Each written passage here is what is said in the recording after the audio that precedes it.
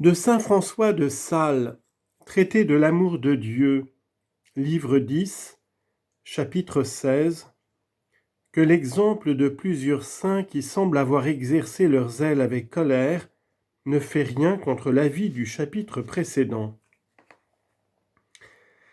Il est vrai, certes, mon ami Théotime, que Moïse, Phinéas, Élie, Mattathias et plusieurs grands serviteurs de Dieu se servirent de la colère pour exercer leur zèle en beaucoup d'occasions signalées.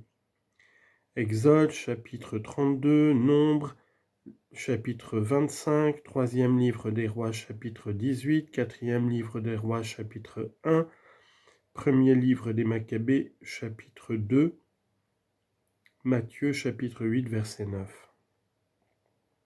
Mais notez, je vous prie, que c'étaient aussi de grands personnages qui savaient bien manier leur passion et ranger leur colère, pareil à ce brave capitaine de l'Évangile qui disait à ses soldats « Allez » et ils allaient, « Venez » et ils venaient. Matthieu 8, 9.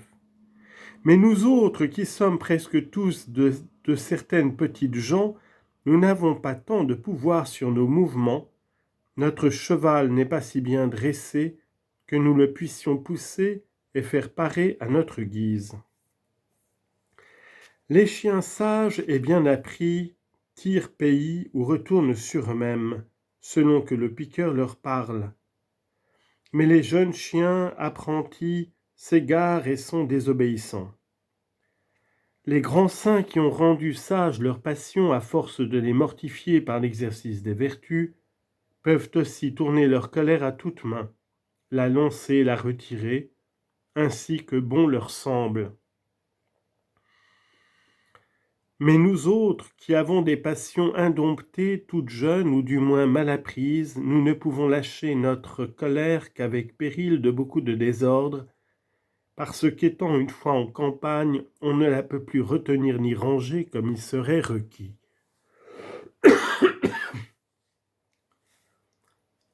Saint Denis, parlant à ce Démophile qui voulait donner le nom de zèle à sa rage et furie, celui, dit-il, qui veut corriger les autres, doit premièrement avoir soin d'empêcher que la colère ne déboute la raison de l'empire et domination que Dieu lui a donné en l'âme, et qu'elle n'excite une révolte, sédition et confusion dans nous-mêmes, de façon que nous n'approuvons pas vos impétuosités poussées d'un zèle indiscret, quand 1000 fois vous répéteriez Phinéas et Élie, car telles paroles ne pleurent pas à Jésus-Christ quand elles lui furent dites par ses disciples qui n'avaient pas encore participé de ce doux et bénin esprit. Phinéas, Théotime, voyant un certain malheureux Israélite offenser Dieu avec une Moabite, il les tua tous les deux. Nombre, chapitre 25, verset 8.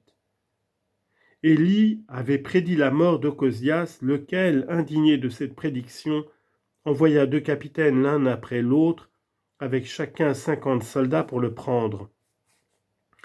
Et l'homme de Dieu fit descendre le feu du ciel qui les dévora. 4 Rois 1,12. Or un jour que notre Seigneur passait en Samarie, il envoya en une ville pour y faire prendre son logis. Mais les habitants, sachant que notre Seigneur était juif de nation et qu'il allait à Jérusalem, ne le voulurent pas loger. Ce que voyant saint Jean et saint Jacques dirent à notre Seigneur, « Voulez-vous que nous commandions au feu, qu'il descende et qu'il les brûle ?» Et notre Seigneur, se retournant de vers eux, les tensa, disant, « Vous ne savez de quel esprit vous êtes. Le Fils de l'homme n'est pas venu pour perdre les âmes, mais pour les sauver. » Luc 9, 56. C'est cela donc, Théotime, que veut dire saint Denis à Démophile qui alléguait l'exemple de Phinéas et d'Élie, car saint Jean et saint Jacques, qui voulaient imiter Élie à faire descendre le feu du ciel sur les hommes, furent repris par notre Seigneur, qui leur fit entendre que son esprit et son zèle étaient doux, débonnaires et gracieux, qui n'employaient l'indignation ou le courroux que très rarement, lorsqu'il n'y avait plus espérance de pouvoir profiter autrement. Saint Thomas d'Aquin, ce grand astre de la théologie, étant malade de la maladie de laquelle il mourut au monastère de Fos-Neuve, ordre de Cîteaux, les religieux le prièrent de leur faire une brève exposition du Sacré Cantique des Cantiques à l'imitation de saint Bernard. Et il leur répondit : « Mes chers pères, donnez-moi l'esprit de saint Bernard, et j'interpréterai ce divin cantique comme saint Bernard. » De même, certes, si on nous dit à nous autres petits chrétiens misérables, imparfaits et chétifs, servez-vous de la colère et de l'indignation en votre zèle comme Phinéas, Élie, Mattathias, Saint Pierre et Saint Paul, nous devons répondre : donnez-nous l'esprit de la perfection et du pur zèle, avec la lumière intérieure de ces grands saints, et nous nous animerons de colère comme eux. Ce n'est pas le fait de tout le monde de savoir se courroucer quand il faut et comme il faut.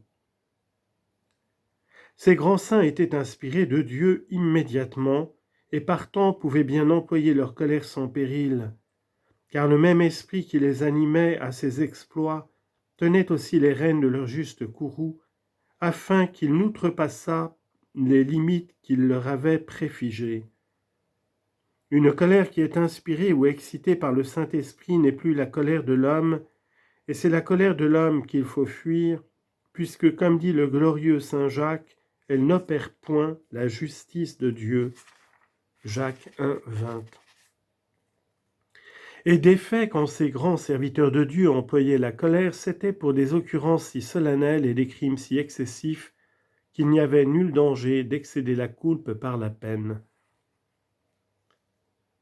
Parce qu'une fois le grand saint Paul appelle les Galates insensés, représente au candio leurs mauvaises inclinations et résiste en face au glorieux saint Pierre, son supérieur, faut-il prendre licence d'injurier les pécheurs, blasphémer les nations, contre-rôler et censurer nos conducteurs et prélats ?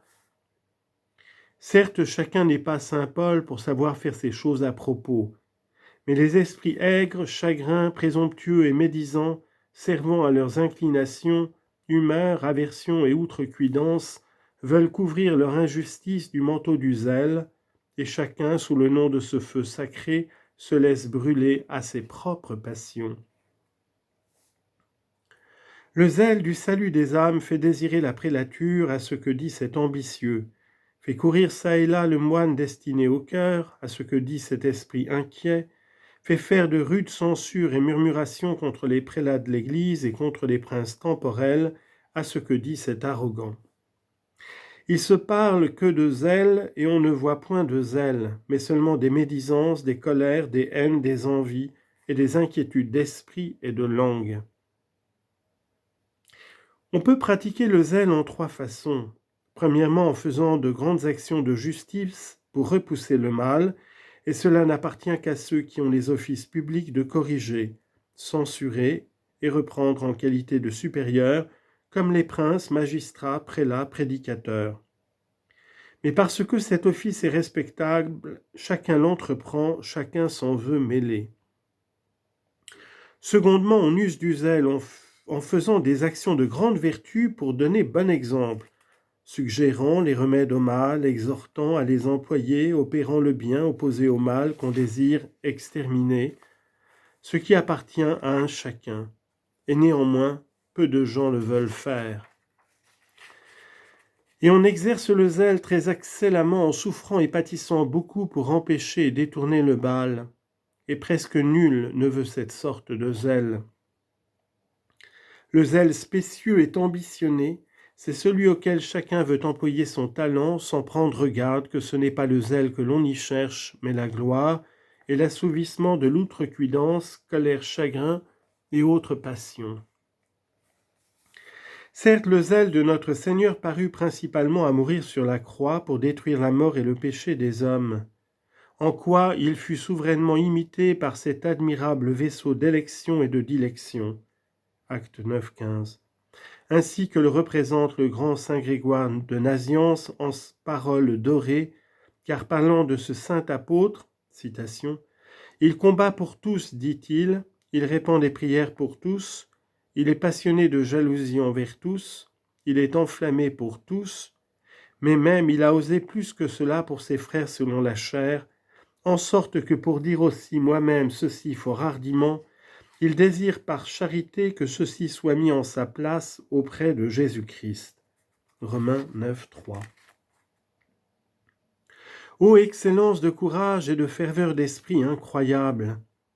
Il imite Jésus-Christ qui pour nous fut fait malédiction, qui prit nos infirmités et porta nos maladies. Galates 3, 13.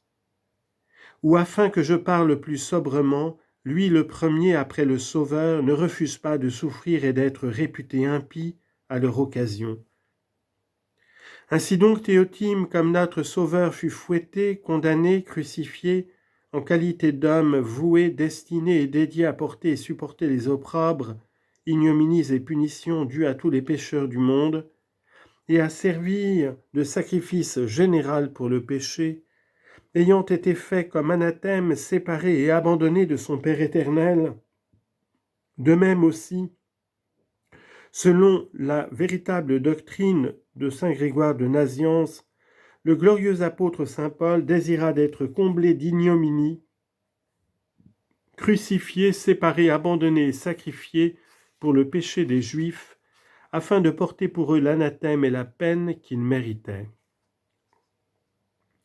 Et comme notre Sauveur porta de sorte les péchés du monde et fut fait tellement anathème, sacrifié pour le péché et délaissé de son Père, qu'il ne laissa pas d'être perpétuellement le Fils bien-aimé auquel le Père prenait son bon plaisir. Matthieu 17, 5. Aussi le saint apôtre désira bien d'être anathème et séparé de son Maître pour être abandonné de lui et délaissé à la merci des opprobres et punitions dues aux Juifs.